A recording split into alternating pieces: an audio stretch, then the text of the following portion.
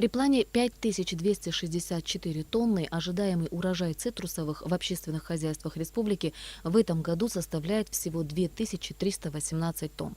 По словам исполняющего обязанности министра сельского хозяйства Владимира Даурова, качество ожидаемого урожая тоже разное. Сказалось распространение мраморного клопа, который нанес большой ущерб всему сельскому хозяйству страны.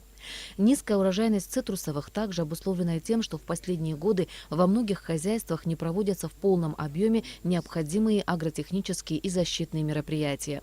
Еще одной из причин низкого урожая является старение деревьев и сокращение плодоношения. Те насаждения, которые сегодня имеются, это насаждения, которым более 50 лет. Если 60 лет, которым насаждения, эти цитрусовые деревья, скажем, да? Поэтому, конечно, надо обновлять. Надо ввести новые посадки, но так как цитрусы, вот то, что я говорю мы об общественном секторе, это в основном находится в аренде, то есть у частных людей, которые этим занимаются. И они, к сожалению, этим никто не занимается. Закупочная цена на мандарины в этом году не изменилась. Не менее 15 рублей за 1 килограмм продукта. В структуре Минсельхоза создано унитарное предприятие «Абхазплодэкспорт», которое занимается закупом и реализацией сельхозпродукции и цитрусовых в том числе. Прием овощей и фруктов осуществляется в Гулрипше, где функционирует овощебаза, на которой есть все условия для хранения овощей и фруктов. Это новое плодовощехранилище с температурным режимом. Это хорошее. У нас такого в Абхазии, такого хранилища, это вот единственное, которое.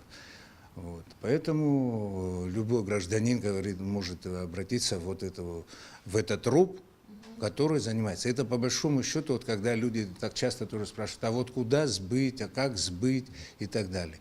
Вот мы говорим, куда можно обратиться. И дальнейшую реализацию уже они здесь примут, заключаются какие-то договора между поставщиком и покупателем, и дальнейшее уже реализует, занимается это предприятие. По словам Владимира Даурова, в Минсельхоз уже поступили заявки на заключение договоров и контрактов с хозяйствами республики по поставкам цитрусовых.